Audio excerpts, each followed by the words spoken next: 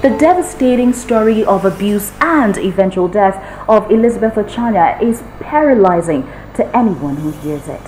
As a parent, this is especially difficult because I really can't imagine what her mother and father are going through at this very difficult time. You are watching Root Cause on RootsTV Nigeria, and today we are joining many voices calling for justice for 13-year-old Elizabeth Ochanya, whose hopes and dreams, as well as the hopes and dreams of everyone who knew and loved her, was cut short when she was molested and sexually abused by family members. Today on the show, we will be talking to a spearheader of a campaign calling for justice for Elizabeth Ochanya. We'll also be assessing the effectiveness of rape laws in Nigeria, its ability to bring justice to victims, and protect potential victims. On the 18th of October 2018, little Ochanya was taken by the cold hands of death following health complications due to vesico-vaginal fistula that arose from a 5-year sexual abuse by her aunt's husband and son. Elizabeth Ochanya, a student of Federal Government Girls College, Boko, Benue State, lived with her aunt and her family from when she was a minor till she died. Andrew Abuja, the 51-year-old perpetrator who was reported to have serially molested Elizabeth, is currently in prison. He doubles as a Catholic knight and a lecturer in Benue State Polytechnic, Ubukulu. The second accused is his son, Victor Inaligu, who is a final-year student of Benue State Polytechnic and is reportedly still at large. Abuja is being charged for criminal conspiracy and culpable homicide as the presiding judge rejected a plea for his bail. The case is adjourned till the 29th of November 2018. Who was Elizabeth Ochanya and what really happened to her? Says from the age of 8, she had been molested. She had been sexually assaulted by her cousin, who happens to be Victor Abuja, and he was reported to the parents, and thereafter the father took over. So for 5 years, Elizabeth was molested, assaulted, sodomized. We're talking vaginally and anally, and that led to the misfortune we have today. Now, Elizabeth is a JS2 student of Federal Government Girls College, Boko. Until her death, she was 13 years old, and she had no one, obviously, to talk to. And for the purpose of this interview, let's call her Ochanya. And through the campaigns, through the protests, we've been saying we are Ochanya, because the truth is, a lot of people have that experience. Some people have not been able to open up. If you have done so and succeeded, right, they survived, they came over it. Some people didn't die physically, but they died emotionally. Others died psychologically, So there are a lot of Ochanyas out there, but Ochanya apparently came to live for this. We understand Ochanya's parents saw something different in her and decided she should go get a better education from their family members who seem to be better off, well off. And that was how Elizabeth came to live with Mr. Abuja, who is the husband of her aunt.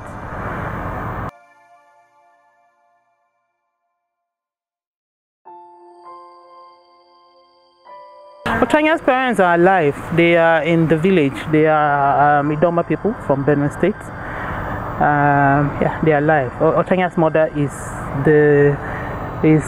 the wife of Abuja, the man who did that to Ochanya. Ochanya didn't open up until it was discovered she had VVF, and she went on to stay in an orphanage. That was where she felt at ease, at home, to open up. And at this time, her caregiver, Mrs. Abuja, wasn't there. She was there with her mom, and that was when she opened up. So we saw the mom, her world had come to an end, because for her, she saw something different in Elizabeth, and she thought Elizabeth needed a better education, to save her family, as it were. So they are going through a terrible period, but they have tried not to be in the media, for obvious reasons. It's a terrible thing for them.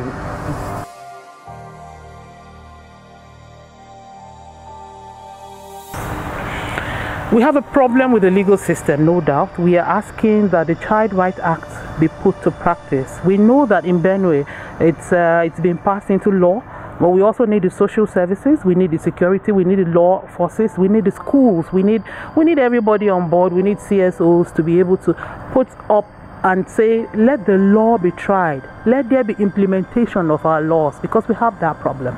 Nigeria has a lot of laws. If only we were implementing them, we won't be where we are.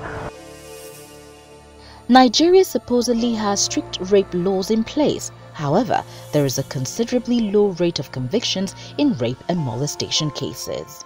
Oh well, the Nigerian law on rape is quite stringent, in the sense that you could get life imprisonment. The criminal code, which is applicable in the south, the penal code, and the Administration of Criminal Justice Act, the VAP Act, that's the Violence Against Persons Act, which is applicable in the Federal Capital Territory, all provide for a maximum sentence of life imprisonment for rape offenders and up to 14 years for related offenses of assault.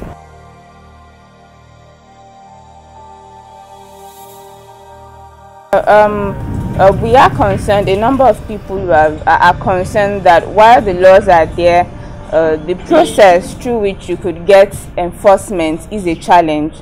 So if you go to court, chances are that if the cases are properly stated, convictions might occur, because the judiciary is trying to take a very strong position on the offense of rape. But to even get to that stage is the challenge we've had, because usually, because of the social stigma related to the offense of rape, victims don't want to speak about it. You know, victims just want to keep quiet or suffer in silence. Sometimes it is recorded that people do not want to come out, or their families have settled it amicably, and usually the challenge we've had is that we need to understand as a society that rape is not just an offense against that one person, it's an offense against the society, so it must be punished by the government.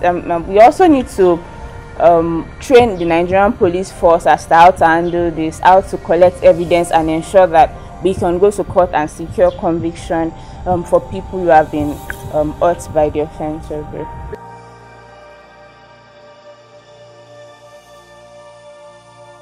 We're optimistic because the case has brought to fore a number of issues, you know, child molestation, sexual harassment of young girls in this country. It's such a prevalent issue, and usually people just want to bury it just to protect the child. But in this case, it is unfortunate that we might not be able to get justice, so to say, for Elizabeth, because she's late now. But we hope that the conversation that this matter has started will ensure that this doesn't happen to another girl child.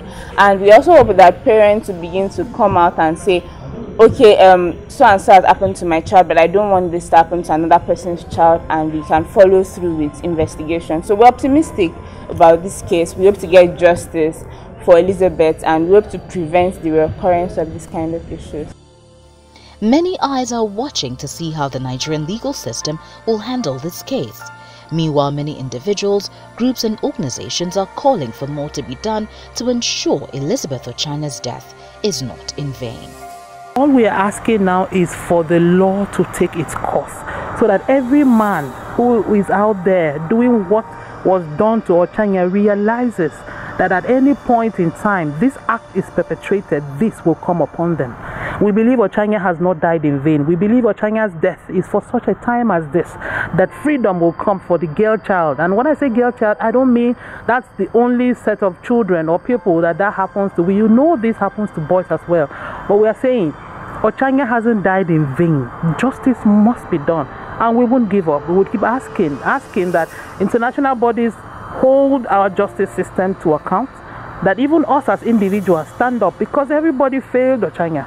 If we didn't fail Ochanya, she wouldn't be where she is now. Ochanya has gone, she's no more, but we know that there are a lot of us.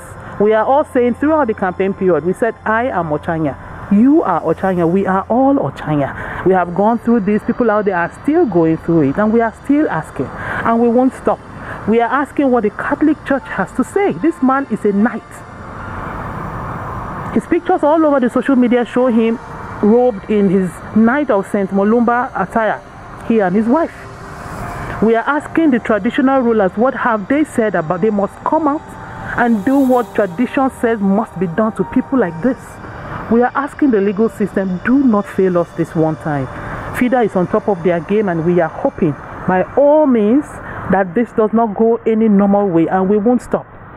We are asking the CSOs to hold to account every man, everybody, the doctors. When you discovered this from beginning, what was done? I think the hospital also failed Ochanya. Neighbors failed Ochanya. You saw Ochanya's plight. The school failed Ochanya. Everybody in the society has failed Ochanya, else she won't be where she is. So I'm asking that everybody sits up. Now when we ask for justice for Ochanya, everybody is waiting for what the law, the legal system, the lawyers will do. But no, we all have our roles to play.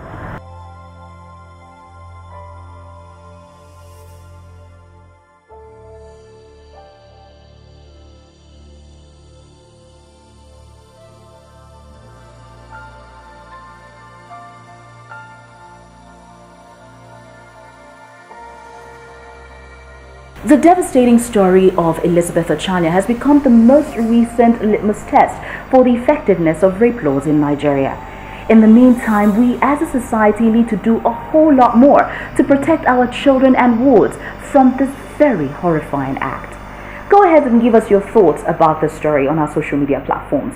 And while you're at it, please share the story about Elizabeth Ochanya as we continue to call for justice for this little girl. You've been watching Root Cause on RootsTV Nigeria. I'm Gloria Oji Emode.